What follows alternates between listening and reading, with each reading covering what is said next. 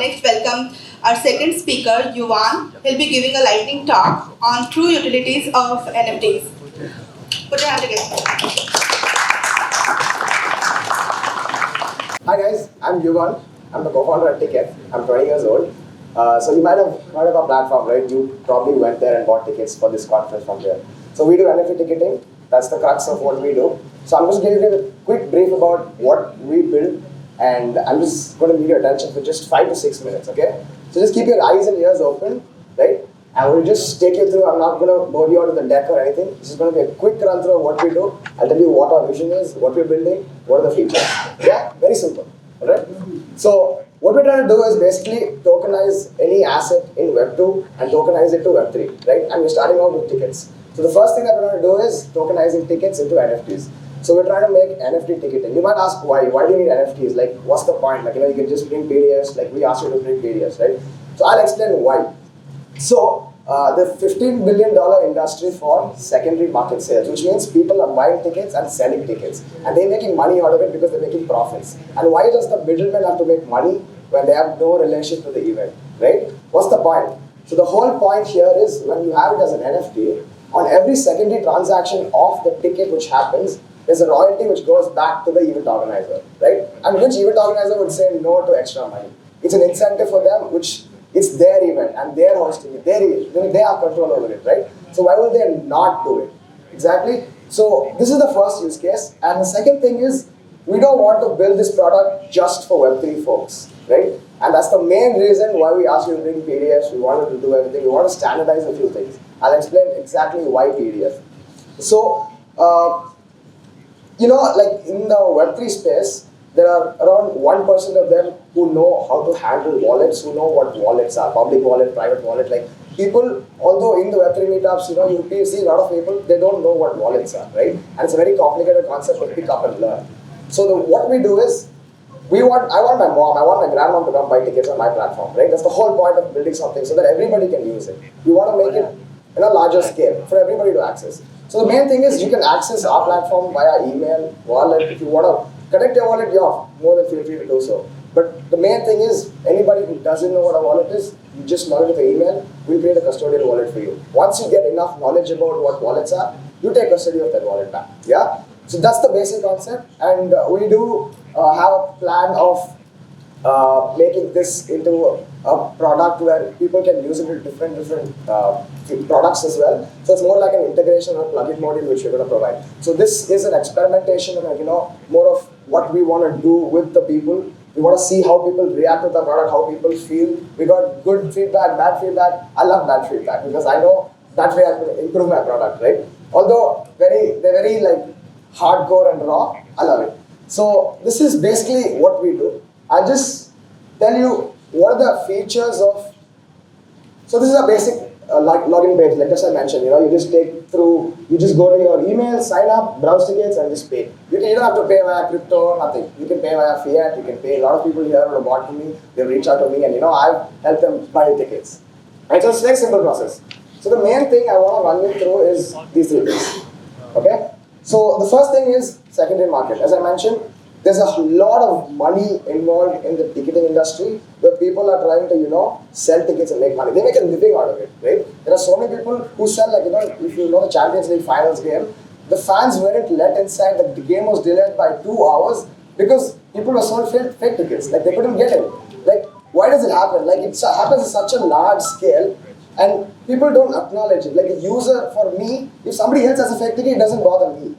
So the user doesn't know the impact of the industry, right? The person who's organizing the event, the person who's issuing tickets, the person who's making the money knows the impact. And that's who we want to talk to, that's who we want to do business with, right?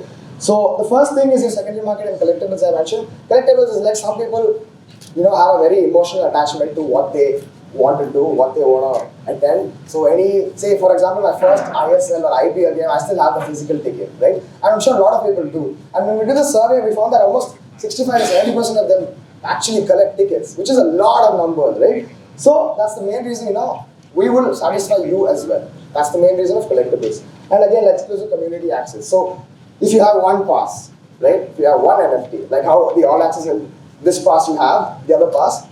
So there are basically two different perks you get along with each ticket. And these perks can be programmable. You can add whatever you want. You can, the organizers up to, feel free to like add features. They can segregate the users based on the ticket that they buy. So this is pretty much it. And authenticity, transparency, again, it comes without saying because we're completely an on-chain ticketing platform. So we built everything on Polygon right now. We're going to do multi-chain. But I'm not going to get into blockchain because I don't want to get into technicalities. So this is pretty much what I want to tell you. This is what we're building. And any honest feedback, anything that you want to tell me about the product, anything good, bad, you want to talk to me, I'm available on Twitter, LinkedIn, wherever. My number's on the website. You call me, I'll pick up the call. Okay? So I will do everything. If you want to reach out to me, just feel free to give me a call. All right. Thank you so much.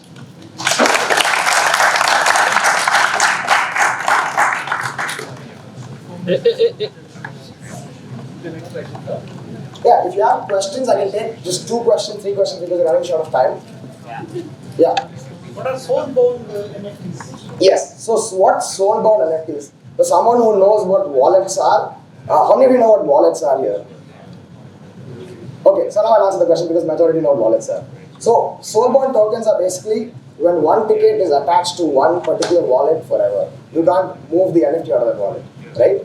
So this can't work for ticketing, right? But we're trying to work on it. Like our product, when you buy through fiat, it is soul-bound. We're trying to make it into a different thing.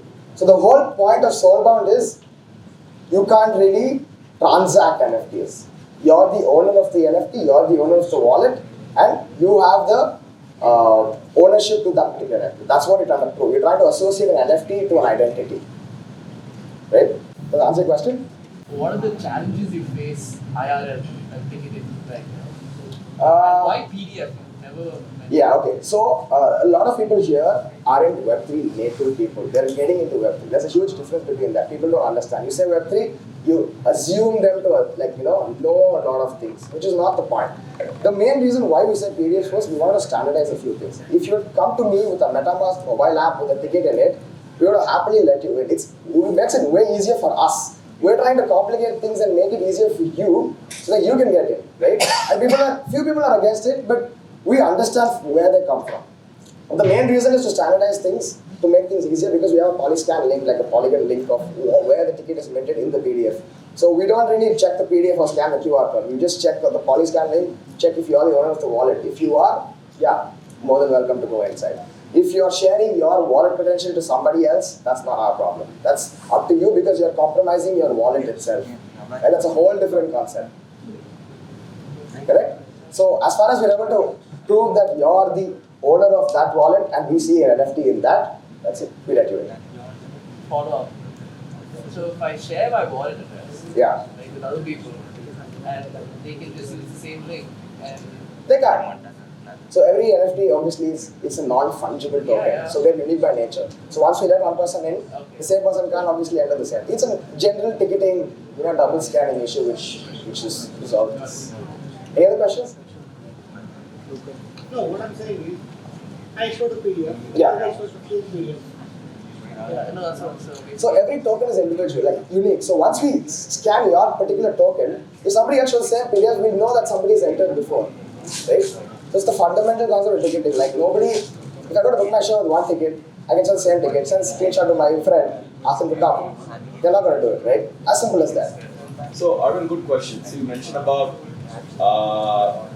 he has either my ticket, either just as an example, right? He has stolen my ticket or he has got my ticket, but I'm the original owner. So now, how do you check as an event organizer? What do you mean by stolen your ticket? In what ways? Like my ticket has been compromised.